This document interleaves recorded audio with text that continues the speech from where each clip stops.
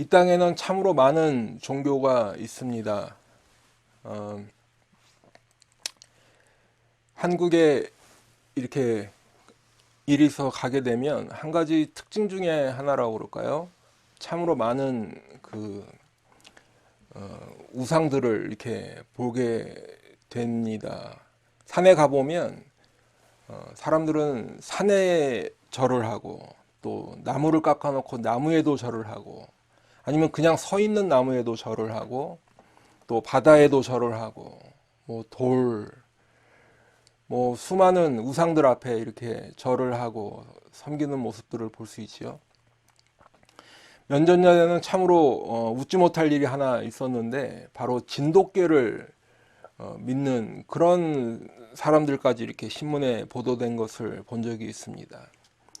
그럼 뭐 한국만 그럴까? 그런 건 아니죠. 전 세계 어디를 가봐도 이렇게 참으로 많은 신들, 다양한 우상들을 만들어 놓고 나를 지켜달라고 이렇게 절하는 모습들을 볼 수가 있습니다. 우리가 살고 있는 미국도 예외는 아니죠. 미국에만 봐도 여러 종교들이 있고 또 여러 모양의 신들이 있습니다. 그런데 이렇게 세상에는 많은 종교가 있고, 그렇게 종교가 많다는 것은 신의 종류도 엄청나다는 것인데, 그러면 우리가 믿는 기독교와 또 다른 종교의 차이는 무엇일까? 제가 생각할 때 가장 근본적인 차이는 바로 우리가 믿는 하나님은 살아계시다라는 것이죠. 살아계신 하나님을 우리가 믿고 있다라는 것입니다.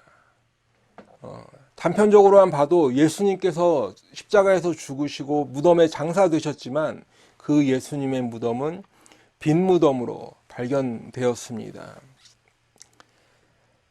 오늘 본문 말씀을 보시면 이제 다윗의 시 이렇게 되어 있는데요. 오늘 시편 18편의 이 말씀은 전체가 사무엘하 22장과 거의 같은 내용으로 되어 있습니다. 그런데 이 다윗의 시의 내용들을 보면 하나님께 아뢰고 있다, 다윗이 하나님께 아뢰고 있다라는 것이죠. 아뢰고 있다라는 것은 듣는 분이 계시다라는 것입니다. 그렇기 때문에 서로 커뮤니케이션이 되고 있다, 상호 교류가 되고 있다라는 것입니다. 이와 같이 우리들이 믿는 하나님은 살아계신 하나님이십니다. 오늘 본문에도 보시면 46절에 보면 하나님은 살아계시니 라고 되어 있는데요. 네, 하나님은 살아계십니다. 너무나도 당연한 것이죠, 우리들에게는요. 하지만 다른 종교는 그 창시자의 이념을 따르든지 아니면 그 가르침을 따르는 것이죠.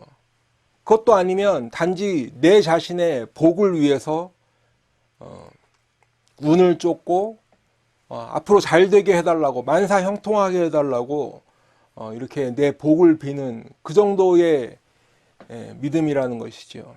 단지 내 인생에 있어서 어떤 흉과 화를 피하게 해달라고 비는 그런 것입니다. 여러분, 우리들이 하나님께서 살아계시다, 살아계신 하나님을 믿는다라는 것은 우리의 신앙생활에 있어서 굉장히 중요한 것임을 꼭 기억하시기 바랍니다. 반면에 이 세상 모든 신들은 죽은 신이다. 죽은 신이란 것은 아무런 의미가 없다라는 것이, 반응하지 못한다라는 의미로 생각하시면 되겠습니다.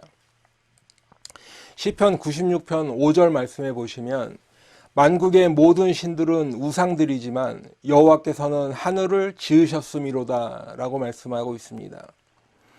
만국의 모든 신들은 우상들이다. 무슨 의미일까요? 이 의미를 조금 더 이렇게 와닿게 표현해주고 있는 본문이 표준 세번역은 이렇게 되어 있습니다. 만방의 모든 백성이 만든 신은 헛된 우상이지만 주님은 하늘을 지으신 분이시다. 여러분, 이 세상의 모든 신들은 사람들이 만든 신이라는 것입니다. 만들어 놓았으니까 반응을 할 수 없는 것이죠. 그렇기 때문에 헛된 우상이다, 성경은 말씀하고 있습니다. 반면에 우리 하나님께서는 하늘을 지으신 하나님이십니다. 그러니까 세상의 우상들은 만들어진 신, 다시 말해서 피조물이다면 하나님께서는 세상 모든 만물, 하늘과 땅에 있는 모든 것을 지으신, 전 우주를 만드신 하나님은 창조하신 창조주다라는 것이죠. 가장 근본적인 차이인 것입니다. 시편 115편 4절로 8절 말씀에도 보면 그들의 우상들은 은과 금이요 사람이 손으로 만든 것이라. 입이 있어도 말하지 못하며 눈이 있어도 보지 못하며 귀가 있어도 듣지 못하며 코가 있어도 냄새 맡지 못하며 손이 있어도 만지지 못하며 발이 있어도 걷지 못하며 목구멍이 있어도 작은 소리조차 내지 못하느니라. 우상을 만드는 자들과 그것을 의지하는 자들이 다 그와 같으리로다.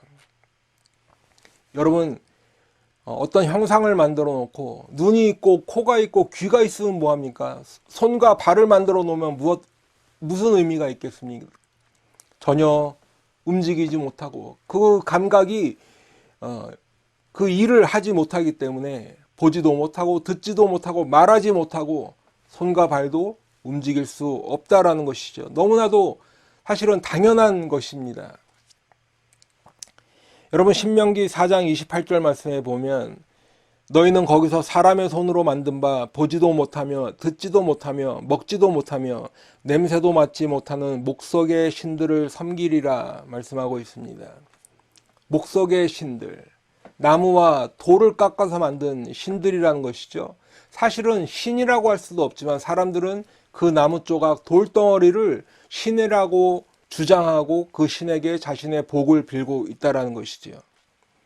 죽은 신, 의미 없는 신, 반응하지 않는 신을 섬기고 있는 것입니다. 반면에 그 이어지는 신명기 4장 29절 말씀을 보시면 그러나 내가 거기서 내 하나님 여호와를 찾게 되리니 만일 마음을 다하고 뜻을 다하여 그를 찾으면 만나리라. 여러분 여기서 그를 찾으면 만나리라. 이 만나리라는 말씀이 굉장히 중요한 말씀인 것입니다. 왜냐하면 하나님께서는 그분을 찾는 자들을 만나 주신다는 하나님이시죠. 살아 계신 하나님이시라는 의미입니다. 반응하시는 하나님이시라는 것이죠. 하나님은 살아 계신 하나님이십니다. 결국은 우상들은 목석, 나무와 돌에 불과한 것이다. 생명이 없는 죽은 신인 것입니다. 반응하지 않는 죽은 신인 것이죠. 하지만 우리 하나님은 살아계신 하나님이심을 믿으시기 바랍니다. 하나님은 살아계시고 또한 생명을 주시는 생명의 근원 되시는 하나님이십니다. 그래서 지금도 우리와 함께 하시고 우리의 삶 가운데 역사하시는 하나님이심을 믿으시기 바랍니다. 오늘 본문 18장 6절에 보시면 내가 환난 중에서 여호와께 아뢰며 나의 하나님께 부르짖었더니 그가 그의 성전에서 내 소리를 들으시며 그의 앞에서 나의 부르짖음이 그의 귀에 들렸도다. 여러분 지금 다윗이 이렇게 고백하고 있는 것 중에 그 중심 주제는 바로 다윗이 아뢰고 다윗이 부르짖을 때에 하나님께서 들으신다라는 것입니다. 자신의 이 아뢰는 것과 또한 부르짖음이 하나님의 귀에 이른다, 귀에 다다른다. 그래서 하나님께서 들으신다라는 것이죠. 단순히 하나님께 기도하는 것은 단순히 내 바람을 이렇게 피력하고 또한 내 소망을 의견을 드러내는 것에 그치지 않고 더 나아가서는 하나님과의 대화가 된다는 것이죠. 하나님과 소통이 된다라는 것입니다. 내가 아뢰고 내가 부르짖을 때에 하나님께서 그 나의 말을 들으신다라는 것입니다. 다윗이 부르짖을 때에 하나님은 들으셨다라는 것입니다. 그렇기 때문에 다윗은 그 하나님을 찬송할 수 있는 것입니다. 살아계시기 때문에 다윗의 찬송을 받으시는 것입니다. 그렇기 때문에 다윗은 그 살아계셔서 역사하시고 반응해 주시는 하나님을 찬송하는 것이지요. 오늘 본문의 46절에 보시면 여호와는 살아계시니 나의 반석을 찬송하며 내 구원의 하나님을 높일지니라. 하나님은 살아계시기 때문에 다윗의 찬송을 받으십니다. 하나님은 살아계시기 때문에 그 다윗이 하나님의 구원을 높일 때에 그 영광을 받으실 수 있는 것입니다. 그런데 여러분, 하나님은 살아계실 뿐만 아니라 바로 다윗이 고백하는 것 같이 다윗의 반석이 되어주시고 다윗의 구원이 되어주셨습니다. 여러분, 살아계시긴 한데 멀리 계셔서 전혀 신경 쓰시지도 않고 간섭하시지도 않고 내 삶에 개입하시지도 않으면 그 하나님이 우리들과 무슨 상관이 있겠습니까? 그냥 그림의 떡에 불과한 것이죠. 하지만 하나님은 먼 우주에 계신 하나님이실 뿐만 아니라 동시에 지금 우리와도 함께 계신 하나님이십니다. 나를 지켜주시는 반석이시고 나를 건져주시는 구원이십니다. 그렇기 때문에 지금 다윗은 하나님께 찬양하고 있는 것이지요. 우리들도 우리를 건져주시고 우리에게 구원의 은혜를 베풀어 주시는 그 하나님께 감사하며 찬양을 돌려드리는 것입니다. 그뿐만 아니라 살아계신 하나님은 오늘 본문 47절로 88절에 보니까 이 하나님이 나를 위하여 보복해 주시고 민족들이 내게 복종하게 해 주시도다. 주께서 나를 내 원수들에게서 구조하시니 주께서 나를 대적하는 자들의 위에 나를 높이 드시고 나를 포악한 자에게서 건지시나이다. 여러분, 나를 나의 피할 바위시요 나의 산성이시고 요새가 되어주시는 하나님이시지만 더 나아가서는 나를 위하여 보복해 주신다. 민족들이 내게 복종하게 해 주신다라고 고백하고 있습니다. 내 원수들에게서 구조해 주시는 하나님이시고 주께서 나를 대적하는 자들의 위에서 나를 높여 주실 것이다. 나를 포악한 자에게서 건져주시는 하나님이시라는 것이죠. 여러분, 계속 말씀을 드리고 있지만 우리의 아뢰는 것과 부르짖음을 들으실 뿐만 아니라 하나님은 반응해 주시고 우리의 기도에 응답해 주시며 더 나아가서는 우리들을 원수들의 손에서도 건져주신다라는 것입니다. 하나님은 살아계신 하나님이십니다. 우리들을 지켜보실 때 눈동자같이 지켜보시고 지난주에도 말씀드렸지만 주의 날개 그늘 아래 품어주시는 하나님이십니다. 그래서 하나님은 지금도 우리 가운데 역사해 주시는 하나님이시죠. 그때 예전에 성경에서만 아브라함을 부르신 하나님이 아니라 그 하나님이 지금 다윗의 부르짖음을 들어주셨고 다윗의 호소를 들어주셨고 다윗을 건져주시고 보호해 주시고 그 원수들에게서 구조해 주셨을 뿐만 아니라 그 하나님은 동시에 지금도 살아계셔서 우리 가운데 함께 해주시고 우리의 예배를 받아주시는 하나님이십니다. 두 번째로 하나님은 하나님의 백성들을 보호하시는 하나님이십니다. 여러분, 먼저 다윗의 지금 상태를 한번 보시면 다윗은 지금 본문의 4절로 5절의 말씀을 한번 보시면요. 사망의 줄이 나를 얽고 불의 창수가 나를 두렵게 하였으며 수월의 줄이 나를 두르고 사망의 올무가 내게 이르렀도다. 사망의 줄이라는 것은 바로 죽음의 사슬, 포박되어 있는 것이지요. 자신을 그 사망의 줄이 얽고 있다라고 표현하고 있습니다. 불의 창수가 나를 두렵게 하였다는 것은 바로 죽음의 홍수. 여러분, 홍수가 났을 때 그 물살이 휩쓸려 가는 것을 한번 생각해 보시기 바랍니다. 계곡에서 흐르는 그 빗물은 사람이 도무지 사람의 힘으로 막을 수 없는 그러한 엄청난 힘을 가지고 모든 것을 쓸어가 버리는 그런 급류이지요. 그런 물결입니다.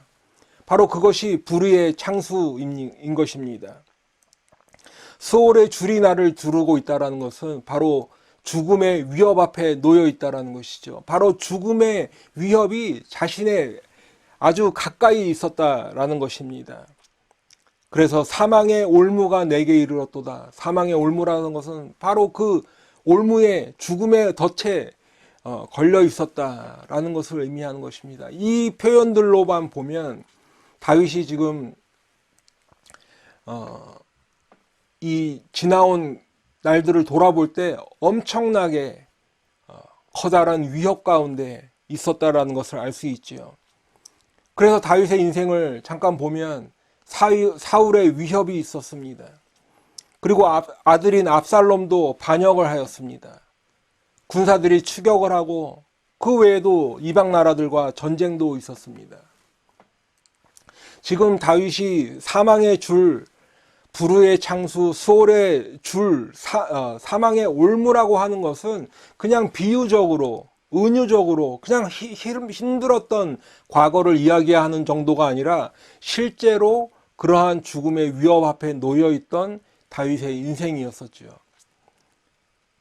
개인적으로도 그냥 힘든 일을 겪었겠지만 사울과 또 압살롬과 그 이방 나라들과의 전쟁들을 통해서 다윗은 실제로 죽음의 위협 앞에 여러 차례 놓이게 되었습니다. 이러한 모든 일들을 다 겪고 난 후에 오늘 본문의 1절로 3절의 말씀으로 고백하고 있는데, 그에 앞서서 오늘 그 성경에 보시면 18장 바로 앞에 빨간 글씨로 이렇게 조그맣게 써 있는 글씨에 보시면 여호와께서 다윗을 그 모든 원수들의 손에서와 사울의 손에서 건져주신 날에 다윗이 이 노래의 말로 여호와께 아뢰어 이르되라고 되어 있습니다. 그러니까 지금 4절로 5절의 말씀에 있었던 그 다윗의 고백, 자신의 힘들었던 날, 단순히 힘든 것이 아니라 목숨까지도 왔다 갔다 하는 그 죽음의 위협 앞에 있던 자신이 이 모든 일들을 겪고 난 후에 여호와께 아뢰어 이르되, 1절부터 말씀을 보시면 나의 힘이신 여호와여 내가 주를 사랑하나이다. 여호와는 나의 반석이시요 나의 요새시요 나를 건지시는 이시요 나의 하나님이시요 내가 그 안에 피할 나의 바위시요 나의 방패시요 나의 구원의 뿌리시요 나의 산성이시로다. 내가 찬송받으실 여호와께 아뢰리니 내 원수들에게서 구원을 얻으리로다. 여러분, 그러면 하나님은 왜 하나님의 백성들을 구원해 주시는가? 그것은 하나님께서는 하나님의 백성들을 사랑하시기 때문입니다. 하나님께서는 예수 믿는 우리들을 사랑해 주시기 때문에 구원을 베풀어 주시는 것입니다. 지난주에 봤던 우리 17장 7절의 말씀을 한번 보시면 주께 피하는 자들을 그 일어나 치는 자들에게서 오른손으로 구원하시는 주여 주의 기이한 사랑을 나타내소서. 오른손으로 구원하신다는 것은 하나님의 강한 손을 의미한다고 말씀을 드렸습니다. 주님께 피하는 자들을 그 일어나 치는 자들에게서 그래서 구원해 주시는 것이죠. 바로 이것이 하나님의 기이한 사랑이라는 말씀을 드렸습니다. 그 하나님의 사랑은 바로 예수 그리스도 하나님의 아들을 이 땅에 보내셔서 십자가에서 죽게 내어주신 것이 바로 그 하나님의 사랑을 우리들에게 나타내어 주신 것입니다. 예수를 이 땅에 보내셔서 하나님의 아들을 십자가 못 박아 죽임으로 바로 죄인들을 우리들의 죄에서 구원해 주시는 것이 바로 하나님의 사랑인 것이죠. 요한일서 4장 후반절부터 한번 보시면 4장 8절 후반절부터 10절까지 말씀 보시면 이는 하나님은 사랑이심이라 하나님의 사랑이 우리에게 이렇게 나타난 바 되었으니 하나님이 자기의 독생자를 세상에 보내심은 그로 말미암아 우리를 살리려 하심이라. 사랑은 여기 있으니 우리가 하나님을 사랑한 것이 아니요 하나님이 우리를 사랑하사 우리 죄를 속하기 위하여 화목제물로 그 아들을 보내셨음이라. 여러분, 하나님께서 그 아들 예수 그리스도를 이 땅에 보내신 것은 바로 예수로 말미암아 우리를 살리시기 위하여 보내신 하나님이십니다. 그렇기 때문에 우리의 힘이 되시고 반석이 되시고 요새가 되시고 바위가 되시고 방패가 되어주시며 구원의 뿌리시고 산성이신 하나님, 원수들에게서 우리를 구원해 주시는 것입니다.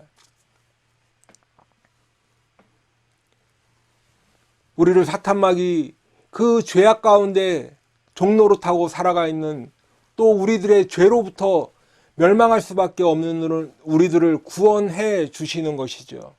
그러기에 하기 위해서 그 아들을 보내주신 것입니다. 화목제물로 그 아들을 십자가에서 달려 죽게 하신 것입니다. 우리를 사랑하셔서 끝까지 사랑하시는 하나님이신데, 그래서 그 아들을 내어주시고 우리를 살려주신 하나님이십니다. 그렇기 때문에 우리들은 그 하나님께 아뢰어야 합니다. 그 하나님께 부르짖어야 합니다.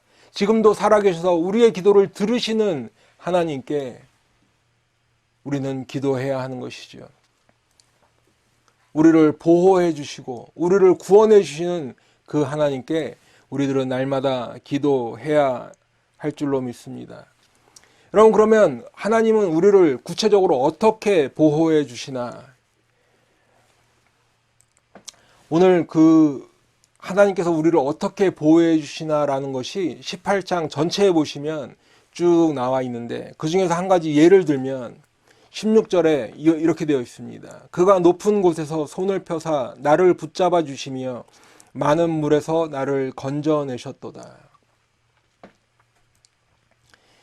여러분, 하나님은 하늘 높이 우주에도 계시지만 내가 많은 물에서 허우적거릴 때에도 건져주시는 하나님이십니다. 어떻게 건져주실까? 하나님께서 친히 그 손을 펴서 붙잡아 주신다고 지금 말씀하고 있죠. 다윗도 그렇게 고백하고 있는 것입니다. 여러분, 그런데 다윗만 이렇게 많은 물에서 하나님께서 친히 손을 내셔서 붙잡아 주셔서 구원해 주셨을까? 성경에서 이러한 일이 실제로 또 일어난 것을 볼 수 있습니다. 여러분 모두가 다 오병이어의 기적, 이 말씀을 다 아실 텐데, 예수님께서 오병이어 떡 5개와 물고기 2마리를 가지고 5,000명을 먹이셨죠. 제자들을 이제 건너편 동네로 보내셔서 이제 배 타고 그 갈릴리 호수를 지나 건너편 동네로 보내십니다.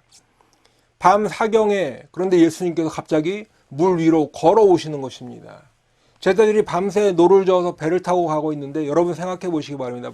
깜깜한 바닷가에서 배를 타고 가고 있는데 갑자기 사람이 앞에 나타난 것입니다.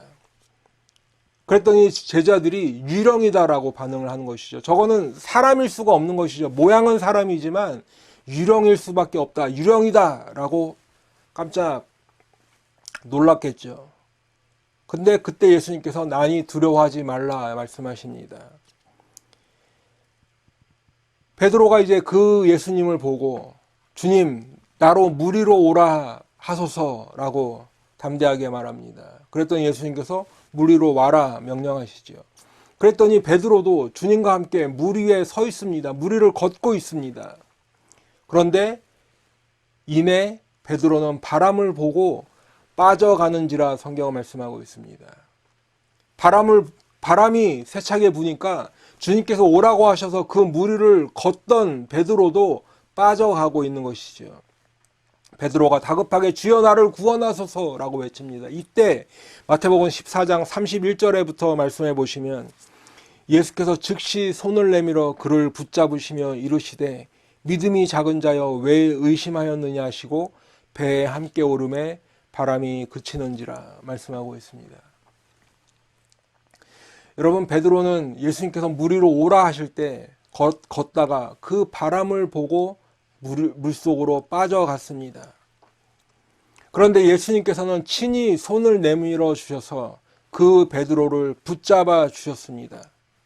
그리고 베드로를 데리고 함께 배에 오르시니 그 바람이 그쳤다라고 말씀하고 있죠.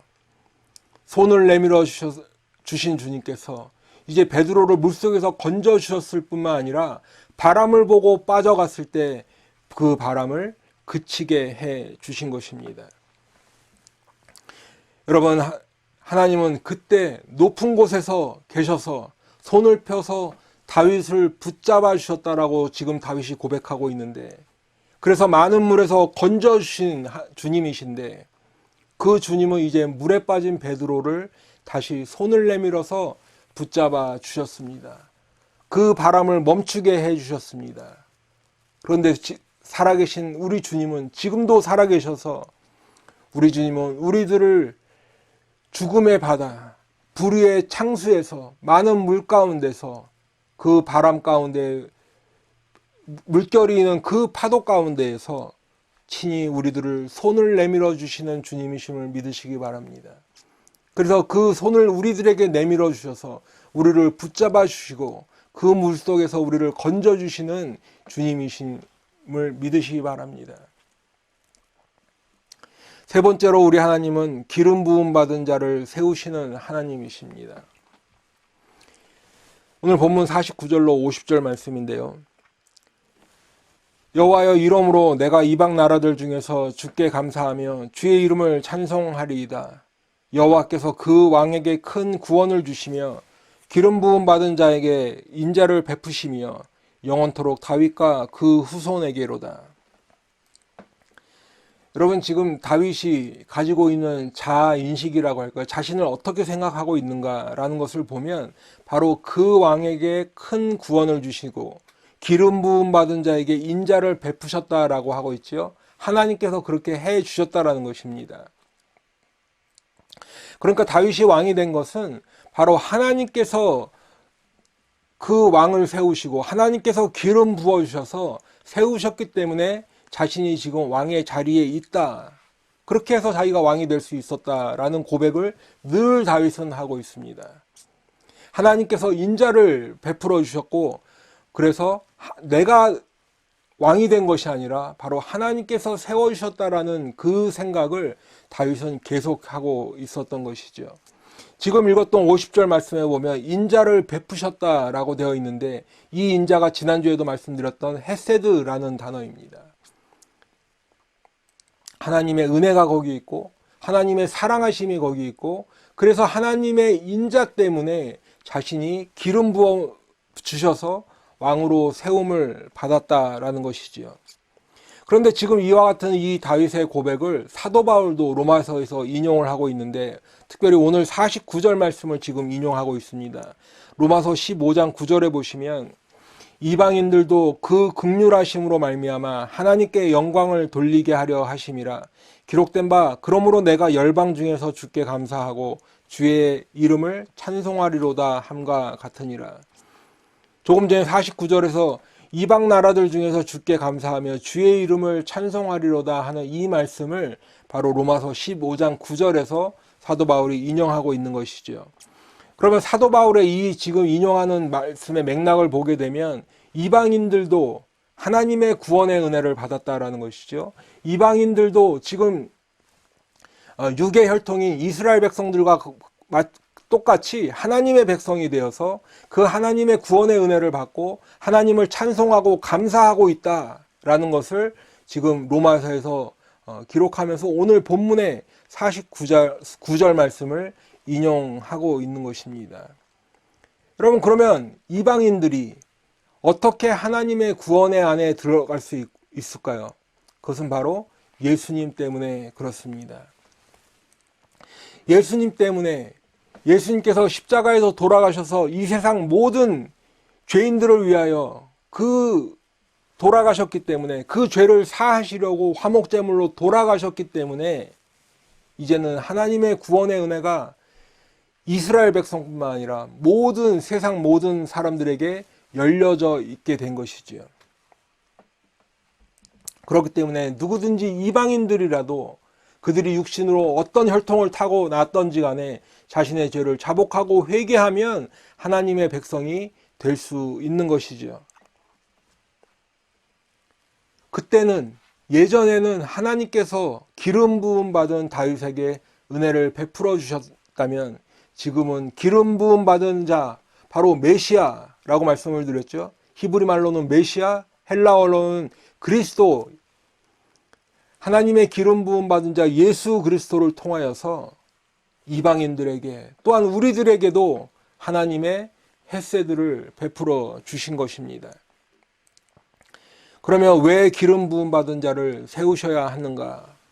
오늘 50절에도 보면 영원토록 다윗과 그 후손에게로다 되어 있는데요. 바로 하나님의 백성들에게 예수 그리스도를 통하여서 구원의 은혜를 베풀어 주시기 위해서 기름 부음 받은 자 그리스도를 세워 주시는 것입니다. 또한 그 예수 그리스도를 통하여서 하나님의 인자를 베풀어 주시는 것입니다. 하나님의 헤세드, 하나님의 은혜와 사랑을 베풀어 주시는 것입니다. 그래서 결국에는 다윗과 그 후손에게로다 라는 것처럼 영원히 우리와 함께 하시기 위해 그리스도 예수 기름 부음 받은 자를 세워 주신 것입니다. 이제 말씀을 맺도록 하겠습니다.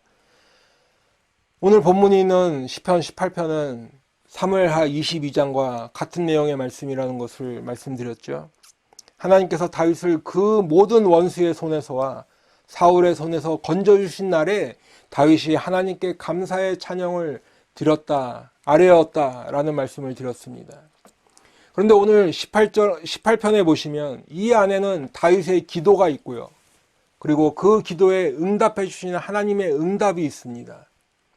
그뿐만 아니라 하나님께 대한 다윗의 믿음의 고백이 있습니다. 하나님께서 어떻게 또한 그 믿음의 고백 가운데 반응하셔서 어떻게 행하셨는가에 대한 말씀도 있습니다. 무엇보다도 다윗이 하나님께 하나님의 은혜에 감사하며 찬양을 올려드리는 그 고백들이 있는 것들을 볼 수 있지요. 그리고 그 믿음의 바탕에는 바로 하나님은 살아계신 하나님이라는 믿음이 있는 것입니다. 우상은 죽은 신이라는 말씀을 드렸는데, 반응하지 않는 신이라고 말씀을 드렸는데, 하나님은 살아계신 하나님이시다. 그리고 반응하시는 하나님이시다. 역사하시는 하나님이시고 우리 삶에 개입해 주셔서 우리들을 원수의 손에서 구원해 주시는 하나님이시다. 지금도 살아계신 하나님이신 것을 믿는 믿음인 것입니다. 두 번째로는 하나님의 백성들을 보호해 주시는 하나님이시라는 것이죠. 하나님의 사랑을 그 백성을 보호하심으로 나타내 주시는 것입니다. 하나님의 사랑은 그 아들을 내어주심으로 우리에게 보여주셨다라는 것이죠. 친히 손을 내밀어 주셔서 많은 물에서 건져주시는 하나님의 은혜를 베풀어 주시는 것입니다. 세 번째로는 기름 부음 받은 자를 세워주시는 하나님이십니다. 예수 그리스도 메시아를 이 땅에 보내주셔서 우리를 구원해 주시는 하나님이신 것을 믿는 믿음입니다. 하나님의 인자가 거기 있고 하나님의 헤세드, 하나님의 은혜와 사랑을 베풀어 주셨는데, 그래서 영원히 함께 하나님의 백성들은 영원히 함께 하나님과 할 것이라는 그 믿음을 오늘 본문을 통해서 또한 18편 전체를 통해서 성경은 말씀하고 있는 것입니다. 이제 바라기는 오늘 이 말씀을 전하는 저와 우리 듣는 성도들 모두가 다 오늘 말씀을 통하여서 살아계신 하나님을 만나시기를 주님의 이름으로 축원합니다. 하나님은 지금도 살아계신 하나님이라는 것을 믿는 믿음을 꼭 소유하시기를 주님의 이름으로 축원합니다. 동시에 하나님은 그 하나님의 백성들을 보호하시는 하나님이시라는 것을 믿는 믿음, 하나님의 백성들을 보호하시는 그 하나님의 은혜와 사랑을 다 받으시는 하나님의 백성들 다 되시기를 축원합니다. 또한 예수 그리스도를 믿어 예수 그리스도를 통해서 베풀어 주시는 그 하나님의 구원의 은혜를 다 받으시고 그 인자 안에서 하나님의 헤세드 안에서 하나님의 은혜와 사랑 안에서 영원한 생명을 누리시는 모든 성도들 되시기를 예수님의 이름으로 축원합니다. 기도하겠습니다.